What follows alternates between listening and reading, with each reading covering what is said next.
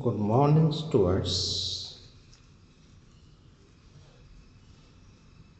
In a very previous lecture, I discussed with you about the trends of the atomic and the ionic radius in the periodic table. Today, I am going to discuss about the ionization enthalpy, factors affecting the ionization enthalpy, and trends in the periodic table. Then, what is ionization enthalpy? The energy required to remove electron from isolated gases atom is called as ionization enthalpy. Thermodynamically, it is represented as delta IH.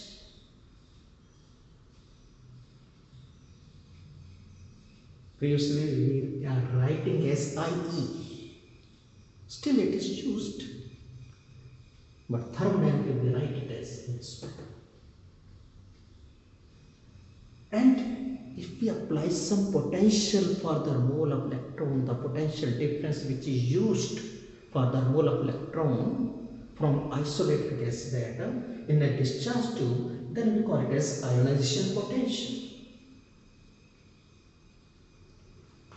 So, M is a metal, but metal generally exists in a solid state. So first we have to convert solid to gaseous state, that is called as sublimation energy. Once it changes to gaseous state, after that the mole of electron requires the amount of energy is called as ionization energy. This is for understanding point of view. Otherwise, thermodynamically, we write it as M gas and positive electron. We have removed first electron, and that is why we call it as first ionization enthalpy. This is thermodynamic. This is a general representation, which is very less used. And the energy needed for the mole of second electron from isolated gas is ion. तो एक electron हो चुका तो अब क्या बन जाएगा ion. तो हम कहेंगे second ionization enthalpy, third ionization enthalpy. The energy needed from isolated gaseous atom or ion one after another is called as successive ionization energy or successive ionization enthalpy.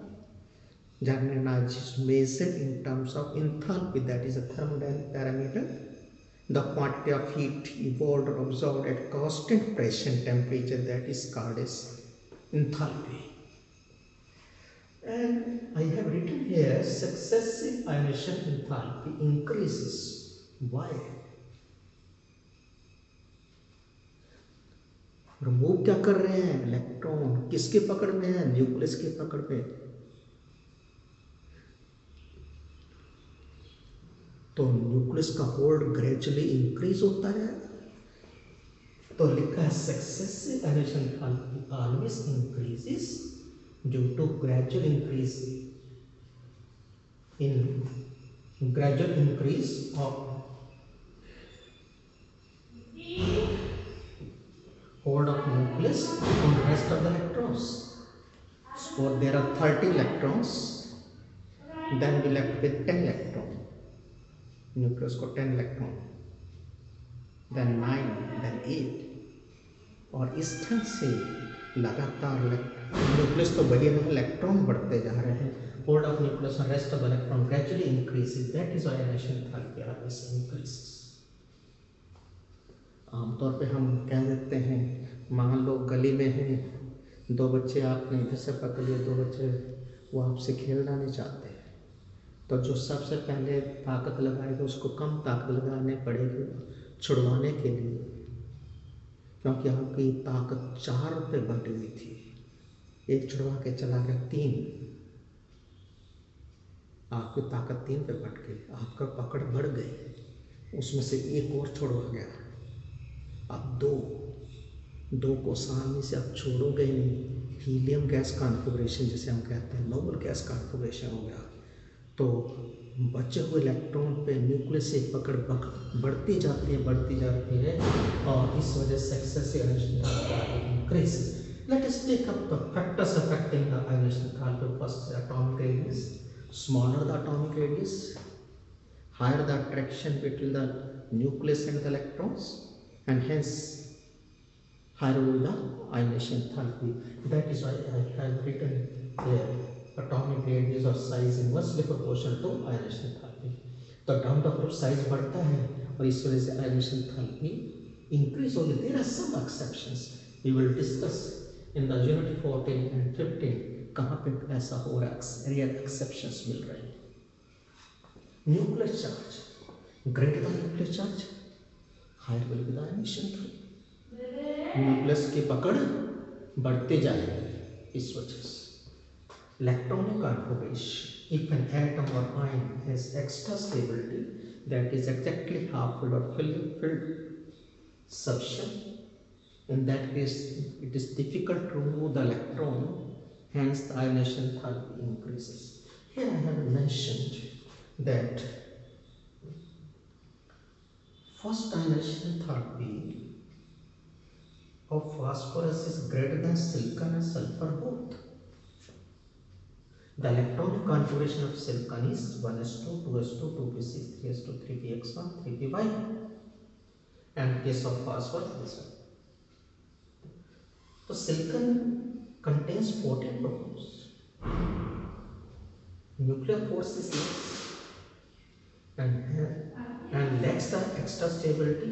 Hence, silicon first ionization enthalpy silicon is less than phosphorus. Now, if I compare phosphorus and sulfur to 1s2, 2s2, 2p, 3px2, 3s2, 3px2, 3py, 3pz. यहाँ पे extra stability नहीं है, भले ही nuclear charge ज़्यादा है, यहाँ 15 proton है, यहाँ पे 16 है, लेकिन this lakhs the extra stability and that is why first ionization enthalpy of sulfur is less than phosphorus. But the second ionization enthalpy of sulfur is more. Why? After the removal of electron, one electron, it acquires the extra stability, while this will lose the extra stability. This will acquire the silicon-like electronic configuration and hence एकदम opposite हो जाएगा. Penetrating power हम लोग देख चुके हैं. For a same shell, ns electron has more penetrating power, more firmly held with the nucleus than np, than nd, than nf. तो greater the penetrating power, higher will be the ionization enthalpy. Like magnesium and aluminum. In this case, I have to remove the s electron. In this case, I have to remove the p electron. So ionization enthalpy of magnesium is higher because of extra stability. Ionization enthalpy is less due to poor penetrating power. The p electron has more penetrating power than s electron. But second ionization enthalpy of magnesium, now aluminum is higher, magnesium is lower, because after losing electron this will acquire this configuration, and in this case 1s2, 2s2, 2p6, 3s2. Now this aluminum has extra stability, magnesium lacks the extra stability. We are discussing about the factors affecting the ionization enthalpy or ionization potential. Next is screening effect. तो पहले मुझे ये समझना पड़ेगा जो terms +1 +2 inorganic में आएंगे,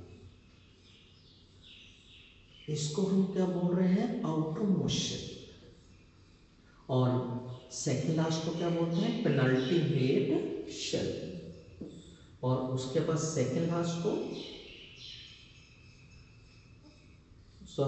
उससे नेक्स्ट को इनर पेनल्टीमेट शेल, और आउटर मोस्ट शेल को छोड़ करके बाकी इनर शेल्स क्या कहलाएंगे, इंटरमीडिएट शेल्स.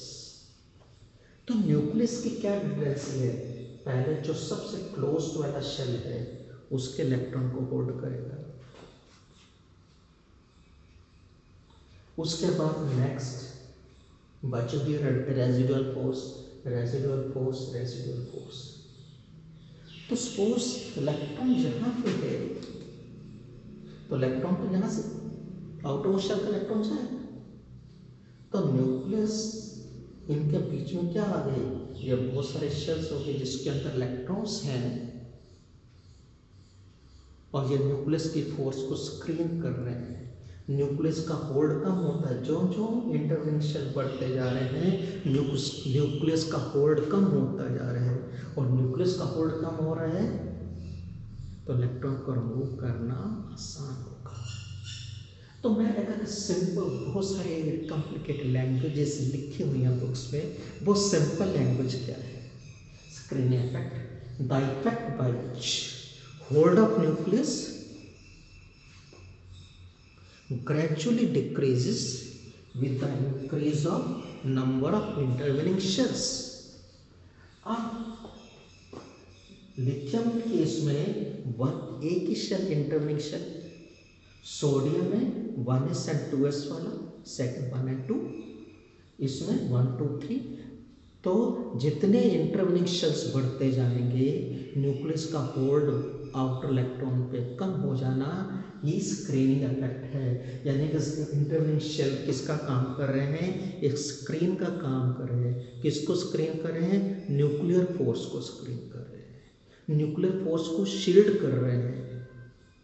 तो the effect bye it's hold of nucleus gradually decreases with the increase of intervening shells is termed as screening effect, and greater the screening effect, lower will be the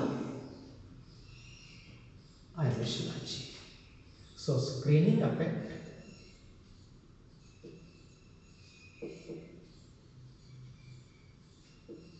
is inversely proportional to ionization energy or ionization enthalpy. उतनी energy कम होती है जितना screen effect है, यानी screen effect ज़्यादा का मतलब nucleus की पकड़ कम हो जाना। और यही कारण है एक बिल्कुल सेट आंसर आएगा बजाय 3 4 के। Why ionisation enthalpy decreases as you down the group due to screen effect. Screen effect dominates as you down the group and hence nucleus hold also decreases. तो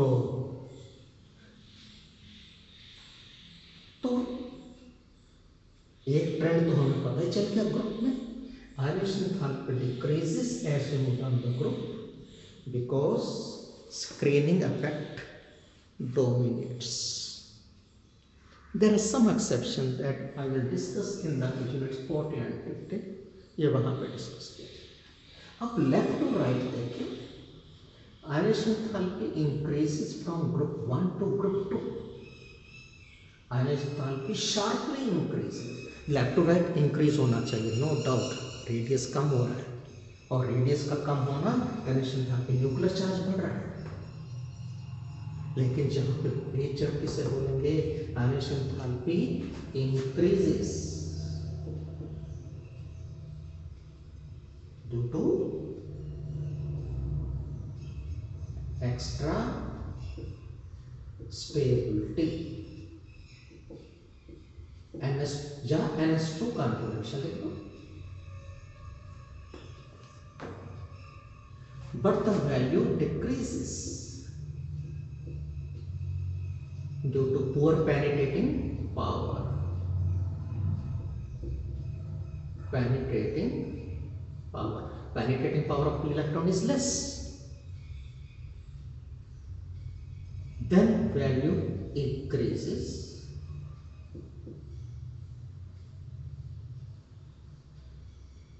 nuclear charge increases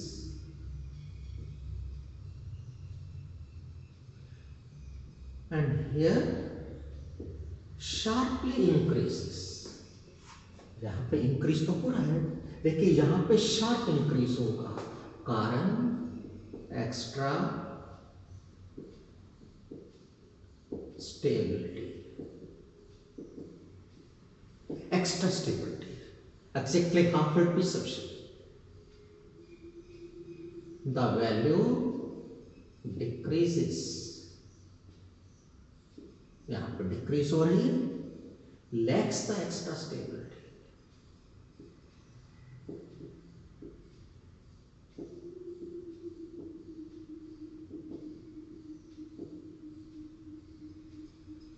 Here increases,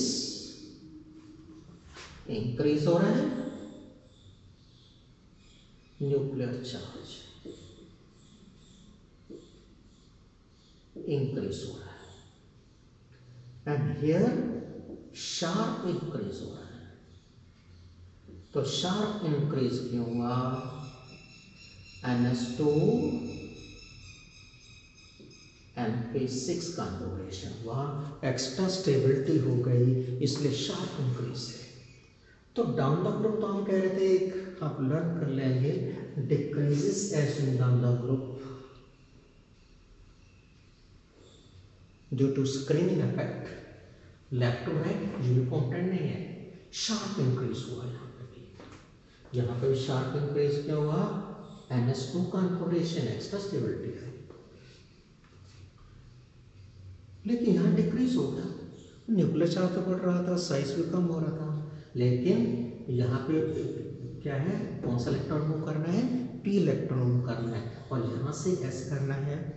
तो p की penetrating power poor है, that is loosely held with the nucleus in comparison to ns electron, and that is why the in case of group 13 चाहे मैं magnesium aluminium हो, चाहे calcium gallium strontium gallium, value कम हो गई। First condition thirty की बात चल रही है। देन 13 to 14 इंक्रीज होगा, नॉर्मल इंक्रीज होगा, and that is due to increase in nuclear charge. But here sharply increases, extra stability आ गई। एक्स्ट्रा स्टेबिलिटी कैसे आ गई? एग्जैक्टली हाफ, चाहे सिलिकॉन टू फास्फोरस हो, चाहे कार्बन टू नाइट्रोजन हो, चाहे germanium to arsenic, and then decreases because group 16 elements lacks the extra stability.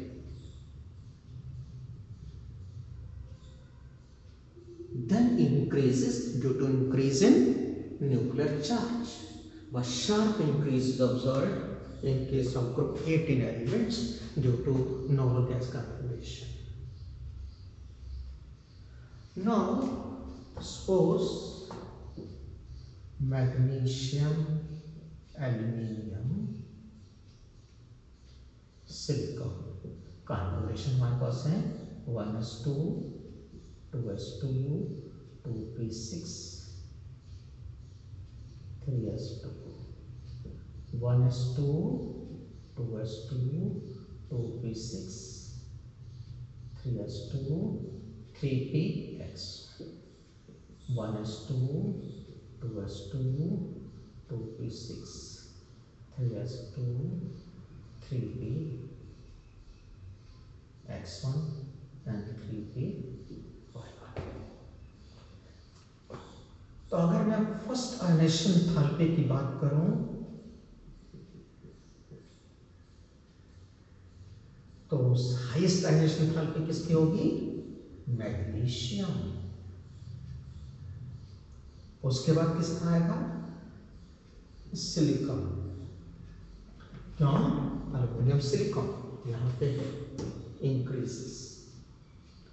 दोनों में p इलेक्ट्रॉन मूव करना है, लेकिन इसमें न्यूक्लियर चार्ज आता है, तो ये ट्रेंड रहेगा इस केस में। लेकिन अगर मैं सेकेंड आयनेशन एंथैल्पी देखूं, सेकेंड आयनेशन एंथैल्पी में यहां पे क्या हो जाएगा? 3s1। अब क्या आ जाएगा? यहां पे ये आ जाएगा, एक इलेक्ट्रॉन इसमें मूव कर गया, एक इसमें एक इसमें।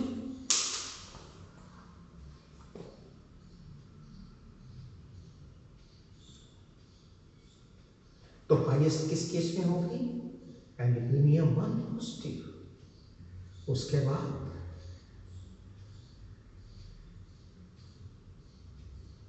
इसके तो पुअर पेनिट्रेटिंग पावर है मैग्नीशियम, उसके बाद सिलिकॉन।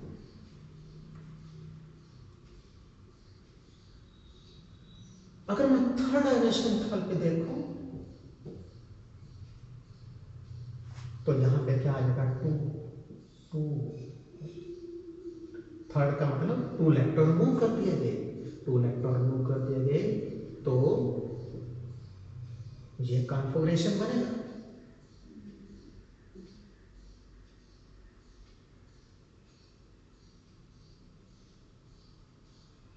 तो इस केस में हाईएस्ट कौन सा होगा? Magnesium 2 positive. Reason noble gas configuration. इसके बाद सिलिकॉन NH2 कॉन्फ़िगरेशन और यहाँ पे फिर एल्यूमिनियम 2 पॉजिटिव। और इस तरह से बुक में आपको क्वेश्चंस मिलेंगे कि फर्स्ट आयोनाइजेशन एंथैल्पी के अंदर किसकी हाईएस्ट होगी, किसकी लोएस्ट होगी, सेकंड किसकी होगी, थर्ड किसकी होगी। जितनी आयोनाइजेशन एंथैल्पी लेस होगी उतना मेटालिक कैरेक्टर स्ट्रॉन्ग होगा। तो ये था आपका detail discussion about the ionisation enthalpy. Next time